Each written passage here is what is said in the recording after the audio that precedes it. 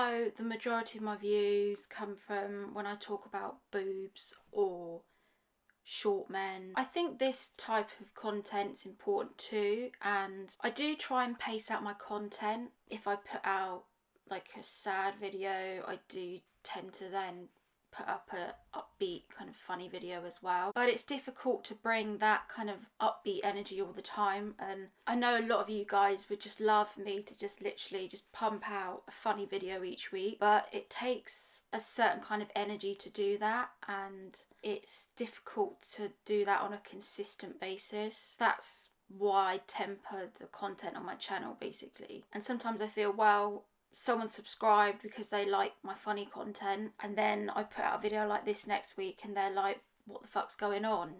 But that is my channel basically. I show you what's going on that week in my brain, and if I'm feeling sad I tell you, and if I'm feeling happy I tell you. I think it's important that you see both sides of me. Some people might watch my videos and think, God, that girl's in quite a dark place. In general, I'm like a functioning person and I'm fine. But yeah, I just thought I'd start with that basically. I would love to do funny videos every week, like last week.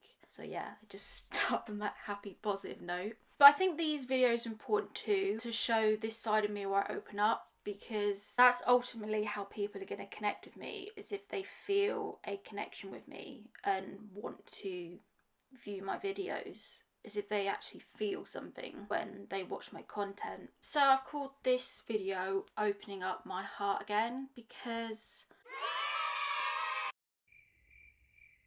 I guess it's kind of at the point I am now. I know there's a lot on the internet about attachment styles, and I only know that there are 3 main attachment styles. I don't know if I believe it, because I think at different points in your life you're going to be different styles. I thought I'd also talk about this concept of just wanting a relationship with anyone. When I was younger, I definitely fell into the anxious category. I was definitely at the point where I didn't care who the man was.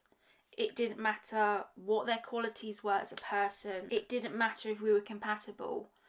I just wanted a relationship to feel secure in myself. It didn't matter who the person was. I was casting a role in my own life basically of the boyfriend, and at that period in my life I literally just wanted someone, and that's why I was drawn to the wrong people, because I would see their red flags and I would be so desperate for that love from somebody else that I would ignore all the red flags, all their bad qualities, because I just wanted someone. I spoke in one of my videos a couple of weeks ago about a certain individual that kind of, I guess, made me feel those feelings of, well, I know he's not right. Like, the logical part of my brain kicked in. I was like, this person is not right for me on numerous levels. But it didn't matter, because I was just desperate for a relationship and I just wanted someone to feel that role. And then switch back to the past year, I would say I switched attachment style. I would definitely say for the last couple of years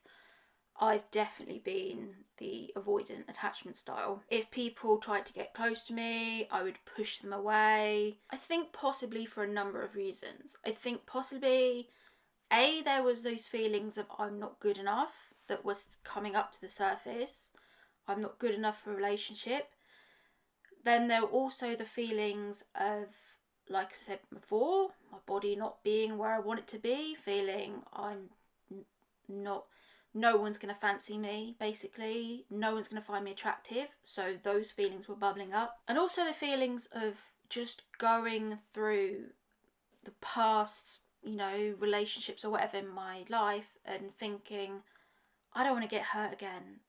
I can't let anyone in. For maybe the last few years or so, I've definitely had this massive wall up where I've literally just closed every part of me off. I guess probably, if I'm being really honest, kind of closed off the emotional part. I've closed off, this is really difficult to admit, but almost like closed off like the sexual part as well, because I didn't want to make those mistakes again. And I was thinking to myself that I really need to heal first and get to a place where I feel happy and good enough about myself to open up my heart again and let someone in. When you literally start opening up, I don't even remember where I was. But I really fell into the avoidant attachment style. I was pushing people away, and I met someone that was willing to give me everything I wanted, basically. A secure relationship, a nice, kind guy. He would have looked after me, but I pushed him away pretty much. A lot of that was due to me not feeling that chemistry with him. I can't solely blame it on being an avoidant attachment style. If I'd ultimately felt that chemistry with him, it would have led somewhere. It was before I started doing my channel where I was trying to become more emotionally intelligent. I think this is the turning point where I grew as a person, because this person was offering me everything that I wanted, the security, love, etc. And I got to the point of saying, I don't want this, I don't need this. I'd grown from wanting to be in a relationship so desperately that anyone would do, and I'd got to this stage where I was like, no, this person doesn't give me the chemistry that I need. I think I did push them away, but ultimately I think it was the right decision, because the part of the bargain for me would have been a lie, because I wasn't feeling those feelings that you need to be in a relationship.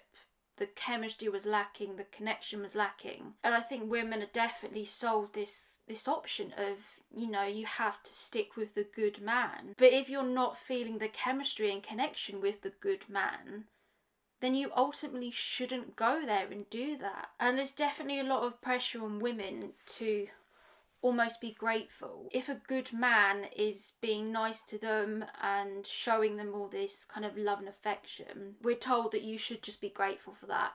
And, oh yeah, you found a good man, that's great, just don't let him go. But I had to be strong and see that it was better to be on my own than to have this relationship that would ultimately leave me unfulfilled. And the relationship would have broken down anyway, because I always would have felt that something was missing and I wasn't getting the chemistry that I needed.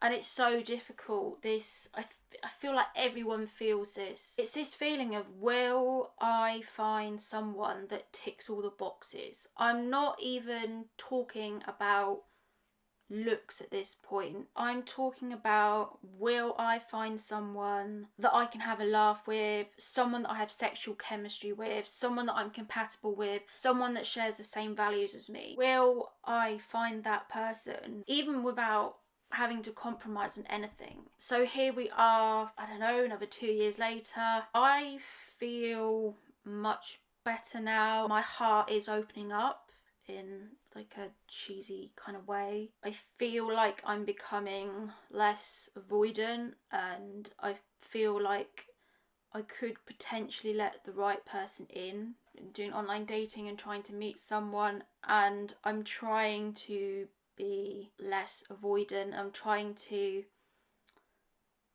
be more easygoing with things and let things flow a bit more naturally and seeing what happens. I guess the pandemic gave me no option but to sort my shit out, basically, and deal with the things that were going on in my head. I feel like I'm at a much better place now to potentially enter into a relationship. I feel like I've got my body more where I want it to be. I feel happier in myself, and I feel like I could bring more to the table now to a relationship. Whereas before, I was probably just a needy, codependent mess, just wanting love to fix everything. But I feel now that I've got more that I can potentially offer to someone. And I always think it's more important to think about what you can bring to someone else, rather than trying to see people in terms of what they can bring you. This stress is absolutely doing my head in now, so I'm gonna change. But thanks for watching, everyone. Take care. See you soon.